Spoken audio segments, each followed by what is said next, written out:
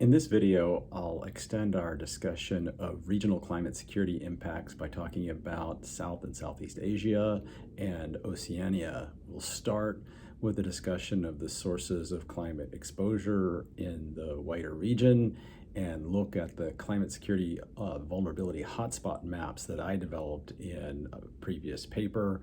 We'll talk about the comparison between the experience of Myanmar, Bangladesh, and India and cyclone mortality that are explored in my book. And we'll then talk a bit about the risk of sea level rise and existential risks for low-lying island countries in the Pacific. And finally, turn to think about remedies and regional responses to climate security risks.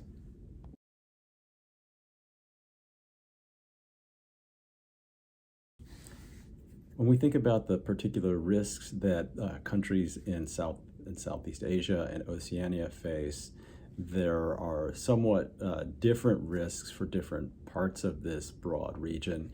But one interesting aspect is how densely populated parts of South and Southeast Asia are, particularly in coastal areas that put large numbers of people at risk of storm surge, cyclones, and flooding. And that's a bit different from the African context that we examined last week. There are also specific risks for low-lying island countries facing sea level rise, storm surge, and saltwater intrusion that makes climate change an existential risk for them. The consequences of climate change in the region include the risks of large-scale humanitarian emergencies from extreme weather events made worse by climate change. There are also gradual processes like sea level rise that may pose challenges for the habitability of particularly coastal cities, but also low-lying island countries as a whole. There are also the risks of transboundary river basin disputes over shared rivers. There's also some internal climate conflict links, though they're less stark than they were in the African context. There's also vulnerable military infrastructure of foreign powers like the US that has assets at Guam, Diego Garcia, Marshall Islands, and other places. There also is some potential for disputes over resources in the region affected by climate change, like fish stocks whose migratory patterns and distribution are changed by climate change, as well as changes in the exclusive economic zones of countries as sea level rise leads to changes in territorial borders.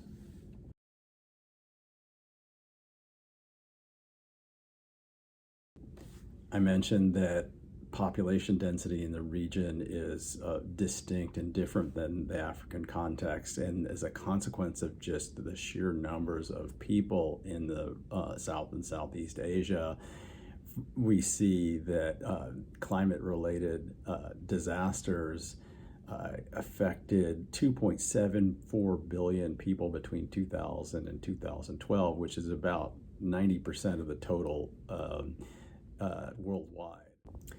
Like the African context, though, the vulnerability within the region is not distributed equally. Some places are more vulnerable than others to climate security impacts. And as in the African context, I've tried to map the hotspots of climate security vulnerability, again, developing a composite index that combines indicators of climate exposure along with population density, indicators of household and community resilience, and governance. And these maps seek to show at the subnational level which places in South and Southeast Asia are most likely to experience severe climate security impacts, which includes but is not limited to conflict. So the rationale for the climate security hotspot maps is to help policymakers identify priority areas of concern that may be at risk of negative security outcomes, and maybe we can prioritize resources and attention to prevent those areas from severe climate security outcomes, like conflict or humanitarian emergencies.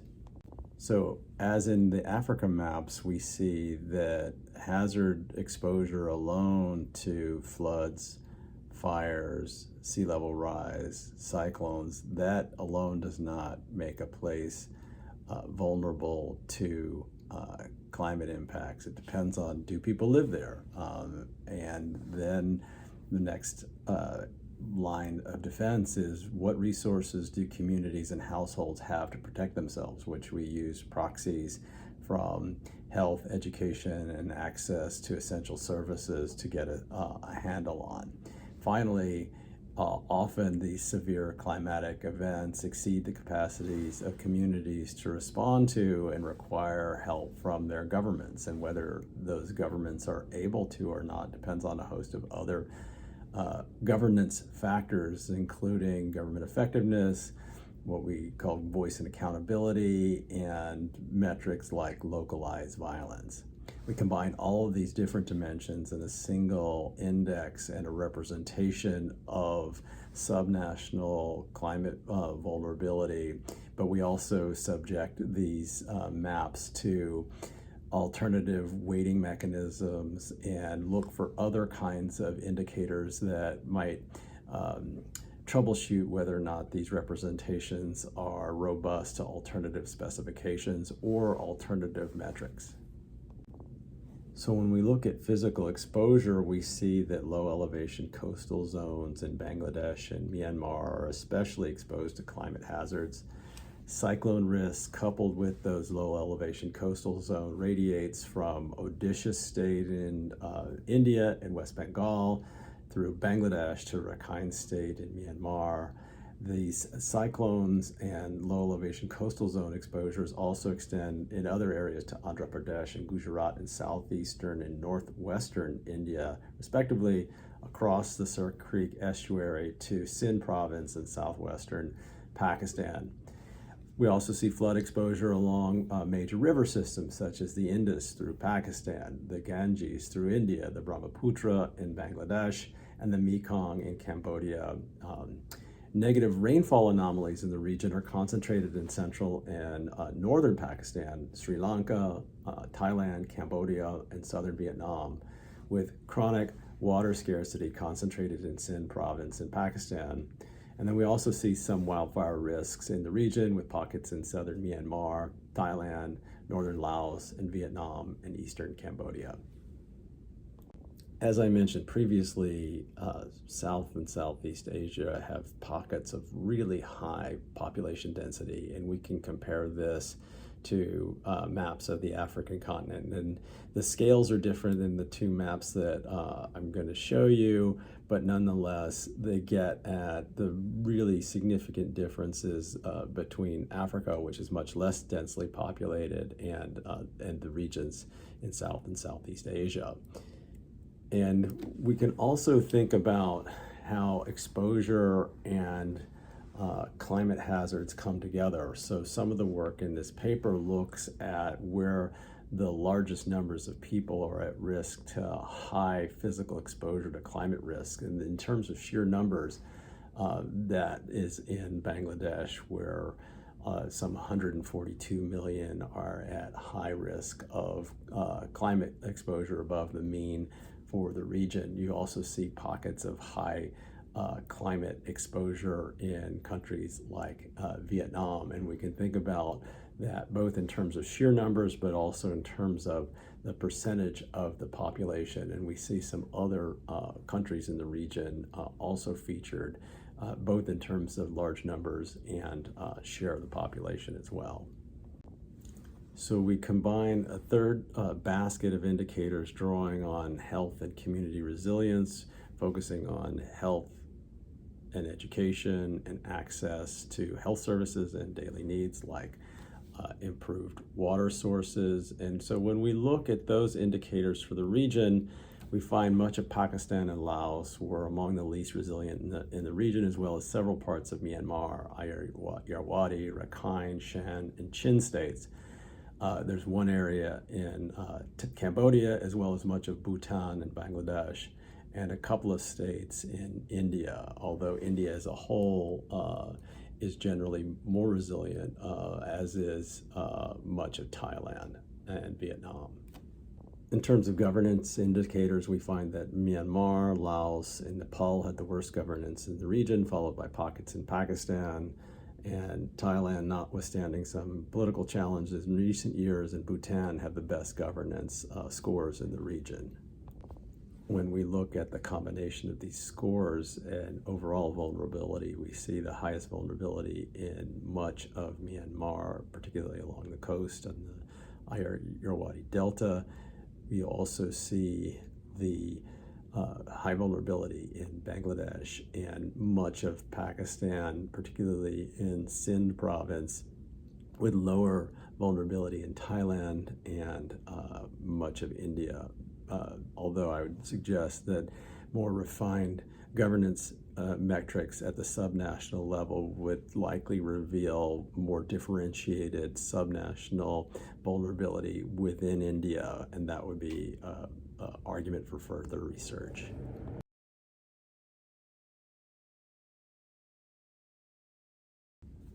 We then explored the case studies in my book comparing Myanmar to Bangladesh and India, where I asked the question, why did large numbers of people die after exposure to a severe cyclone in Myanmar, but not in neighboring Bangladesh and India?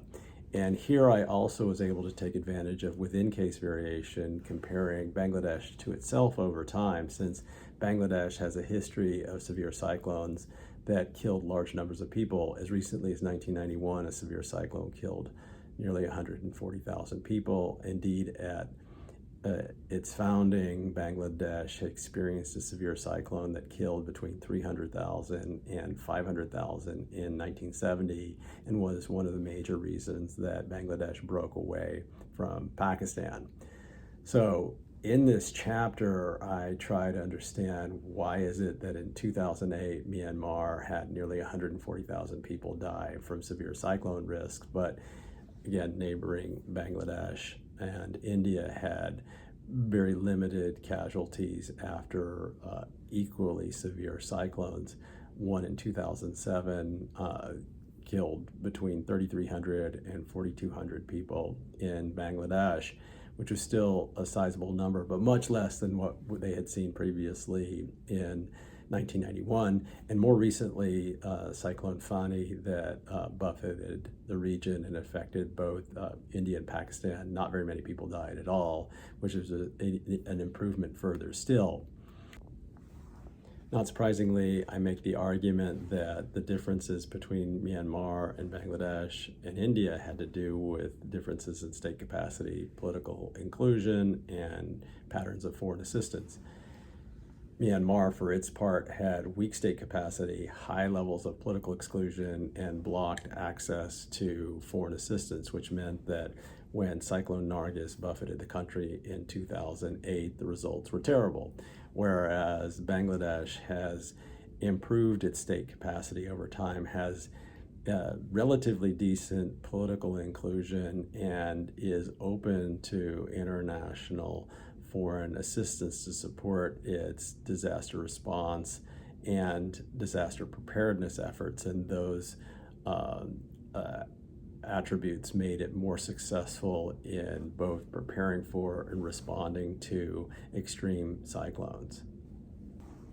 So in the chapter that we read for this week, I need to show that both Myanmar and Bangladesh and India all faced similar extreme cyclone exposure, where large numbers of people were at risk from severe cyclones. And I do that in a number of different ways. I look at indicators of wind speed and storm surge to identify really severe cyclones. I also track storm tracks and population distribution to show that these severe cyclones went over land where large numbers of people lived, to compare sort of apples with apples, because I could compare severe cyclones, but if one of the cyclones passed over an unpopulated area and another passed over a densely populated area, that would be akin to sort of apples to oranges. And so that's one way I get at this comparison.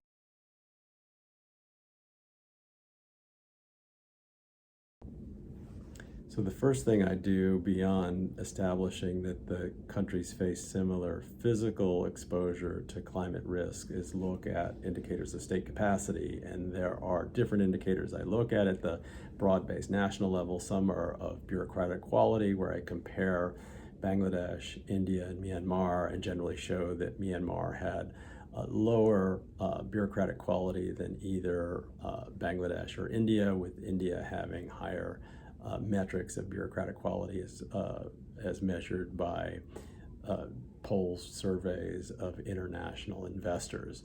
But then I look at hazard-specific indicators of state capacity that are relevant to preparing for cyclones, and those include forecasting early warning systems and purpose-built emergency response shelters.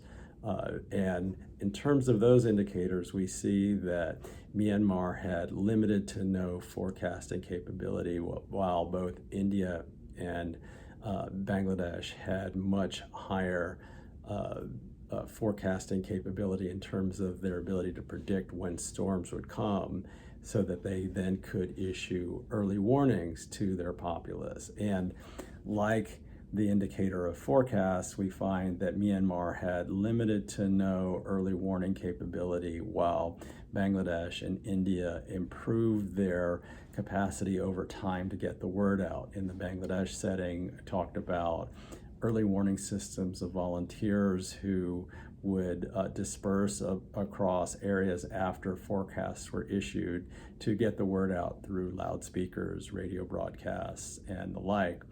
And part of their warnings included concerns about people getting to high ground to get to safety, because there was likely going to be a cyclone coming. And the places they could go to included these purpose-built emergency shelters that were buildings on stilts, where they could get out of harm's way until water levels subsided. Sometimes they might be able to take livestock. They may have also been able to be culturally sensitive with different quarters for men and for women. They were also intended to build as many of these as possible so that people didn't have to walk long distances and wouldn't have to cross streams.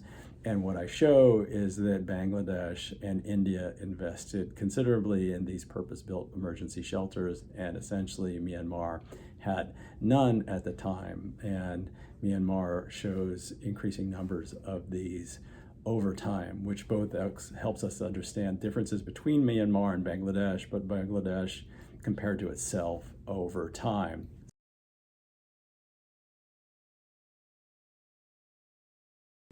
A second dimension that I talk about in the chapter is high levels of political exclusion in Myanmar compared to Bangladesh and India, or at least higher levels. And Myanmar had a military dictatorship that didn't allow much civilian input into the direction of the country. There were a number of ethnic groups that were systematically excluded from representation in government, sufficient to, in my mind and observers, to qualify Myanmar as a politically exclusive regime. But even that understates the degree of inclusiveness, in that the Bamar majority,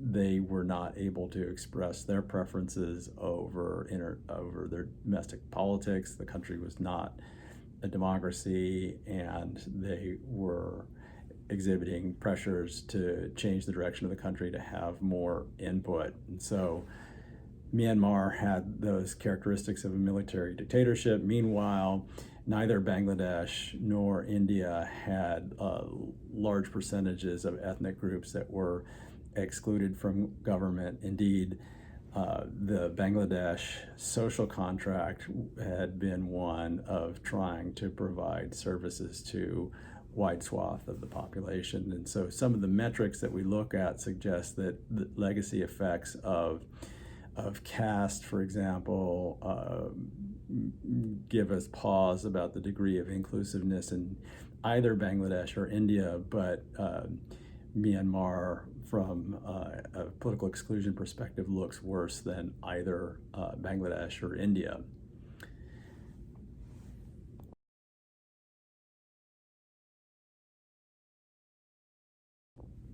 the last piece of the puzzle is looking at patterns of foreign assistance. And what I show in the chapter is that Myanmar blocked foreign assistance, even offers from international actors like the United States and international organizations. The Myanmar government was not interested in allowing much foreign aid into the country and was determined to try to distribute any aid that came in directly themselves, and often did so to preferred groups in society, including relatives and members of the military government, whereas broad-based distribution of aid in the lead up to and in the wake of cyclone exposure is more characteristic of the Bangladesh experience. For its part, India does not rely on foreign aid for cyclone preparedness or response. It's more determined to deal with these hazards on its own, and considers itself a great power and is really reluctant to rely on much foreign assistance. And so the differences on foreign assistance are really stark between Myanmar and Bangladesh, especially. Bangladesh has become a darling of international development, is seen as the Wall Street of international development, given its openness to foreign assistance, which it's put to good effect, both in making the society more resilient to climate and cyclone impacts in the lead up to these extreme storms, but also their willingness to respond in the wake of those exposure events. And so I track this with a number of data sources that show that Myanmar didn't receive much foreign assistance in the lead up to Cyclone Nargis in 2008, only received significant foreign assistance in the wake of Cyclone Nargis after Myanmar went through a sort of partial move towards democratization, which was since reversed, whereas Bangladesh has had a steady supply of foreign aid, which is a significant proportion of its international or its overall GDP, and that it's put that money to good use. Indeed, part of the foundational social contract of Bangladesh has to do with meeting the needs of its people and preventing risks of severe cyclones. That was accentuated after the 1991 cyclone event, and there's been a sort of tacit understanding between elites, the mass public, and international donors that the country would use foreign assistance to enhance its preparedness for these extreme weather events, which have killed large numbers of people in Bangladesh's past, and they're determined not to allow that to happen again. Like the other chapters in the book, I also entertain alternative explanations that could help us understand why the outcomes in Myanmar were so much worse than in neighboring countries. And part of the reason might be that Myanmar hadn't experienced cyclones of this magnitude in the past. And so perhaps there's something about repeated exposure that helps countries prepare for severe cyclones. And the novelty of Myanmar's exposure in this instance caught them unawares and unprepared.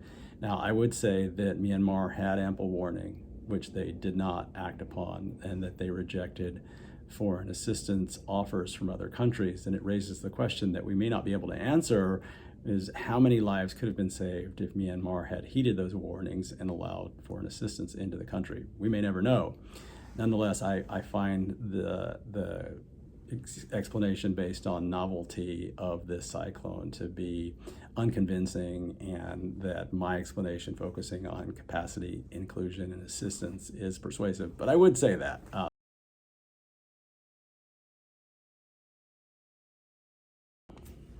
Another aspect I wanted to emphasize is that, like in the Ethiopia case that we talked about in previous classes, we also see in these cases the potential for policy reversals of success stories. Bangladesh in 2024 had political upheaval when there were popular protests responding to anti-democratic actions by the Sheikh Hasina government. She fled, and a caretaker government came in, and there's been considerable political turmoil. There have subsequently been elections, but we worry that there could be democratic backsliding like we saw in other country contexts that could undermine the commitment to political inclusion going forward and undermine cyclone preparedness efforts and cyclone response.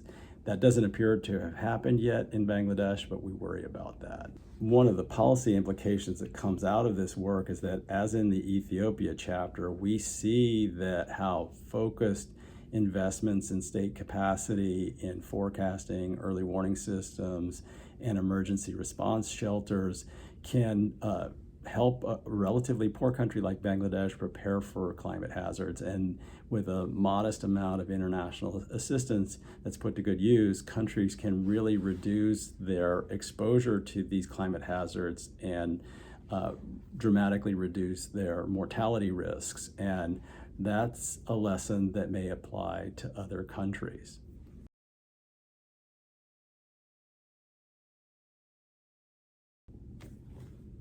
Another piece we talked about by Douglas looked at the risks of sea level rise for low-lying island countries, which is more relevant for small countries in the Pacific.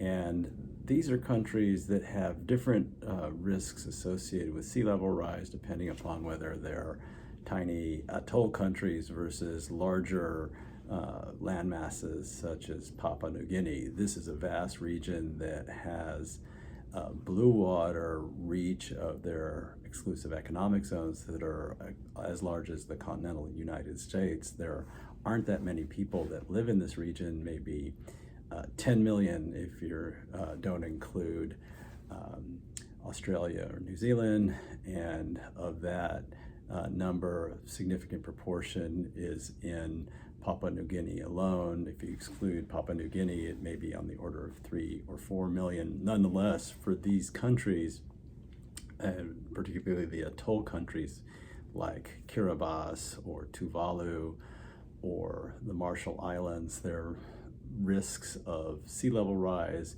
may cause them to cease to exist as viable states in the future and raise interesting questions about what will happen to them.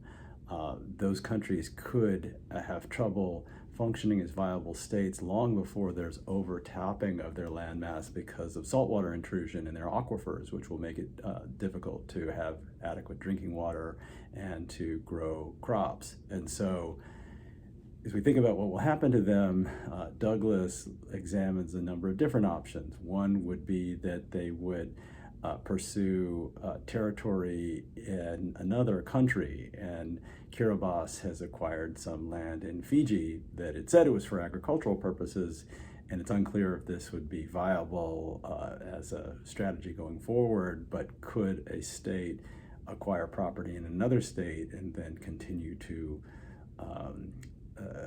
exist in this new location? Or would they merge with this other state and become citizens of that other country?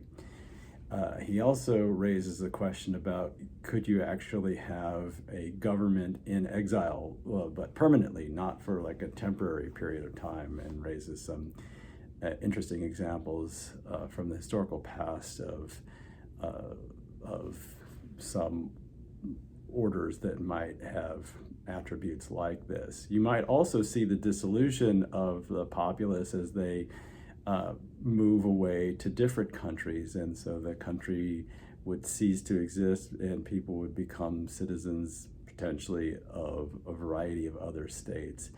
But that raises questions about what would happen to their former homeland. Presumably there would still be a landmass there of some size that may not support human habitability, but it would have some resources. It could also have an exclusive economic zone that would be valuable for fishing or mineral resources. And so how would a country continue to exercise sovereignty over that territory in a world in which the government was no longer physically situated there?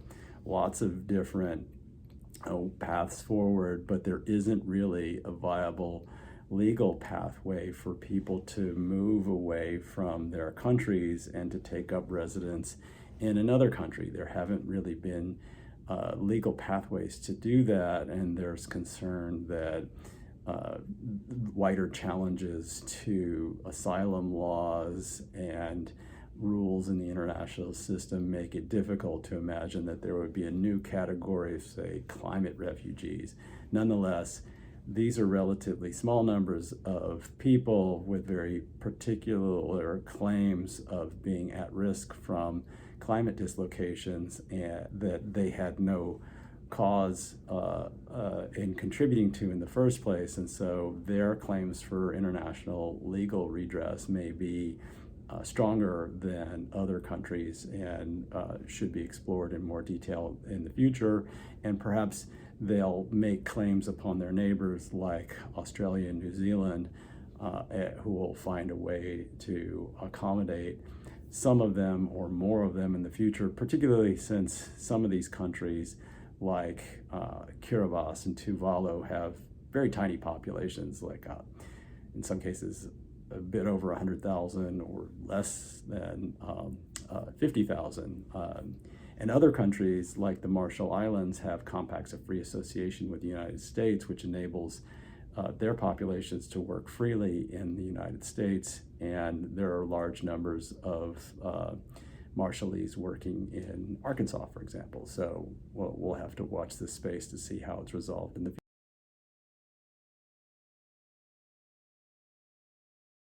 As we think about what should be done to address these climate security risks in the region, like other regions, there's the need for enhanced foresight and early warning capability, particularly in countries like Myanmar, where those systems are relatively weak.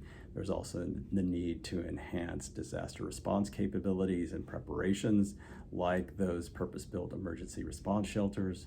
As part of that, you would want to see enhanced civilian military cooperation to prepare for and have systems in place in the wake of hazard exposure, like we saw in the Philippines after Hurricane Haiyan buffeted the country in 2013. The U.S. military was required to be called upon to help civilians get out of harm's way. Since then, the Philippines has invested a lot of its own resources and attention, some of it with foreign assistance, to try to minimize those risks of dislocation in the future, and subsequently haven't had to call upon international assistance in subsequent cyclone events, at least to the same degree. There are other climate security issues that require different solutions, notably the management of transboundary river basins that are also affected by climate change. And these require the development of river basin management institutions, strengthening those that exist and creating ones, or more comprehensive ones, where they don't exist. And there are a number of shared rivers in the region, such as the Indus, the Brahmaputra, the Mekong. And we have instances of success. India and Pakistan have fought wars for other reasons, but not over water. That's in part because of the Indus Water Treaty that was set up decades ago, supported by the World Bank. Now, there's concern that in a world of climate change and increasing tensions between India and Pakistan over a variety of issues, including Kashmir, that cooperation could be disrupted. There's also the wider concern that there are river basins like the Mekong, which don't have fully inclusive institutions that function well. I think the Mekong River Commission that existed in the past, China wasn't a member. It set up its own rival institutions. It's been responsible for a lot of diversion of water upstream, and that's led to concerns from downstream users of the water, fishermen and farmers. And so there's a need for more comprehensive institutions that fairly allocate water along those river basins, deal with shocks to water supplies if there's a rainfall disruption, and have dispute settlement mechanisms so that countries can resolve their differences peacefully if there's some dispute. There are other issues that also require attention in the region that are different from either the humanitarian emergency angle that we talked about previously or transboundary river basins, and that includes the situation of these low-lying island countries that face existential risk of rising seas and saltwater intrusion that make it increasingly challenging for at least some states in the region to remain viable. Where will the populations go? How will their sovereignty be maintained? How will their ability to remain control over their exclusive economic zones be established? Where will the baselines of those exclusive economic zones be established, given the challenges of climate change may change their landmass in the future? Those kinds of issues need some legal international remedy, and maybe that isn't a wide-ranging, refugee provision for climate refugees, but maybe it's something tailored and specific to low-lying island countries that have credible claims that are pretty specific about why climate is a real existential challenge for those countries, and they potentially need a place to go. So with that, we'll talk about another regional case next week.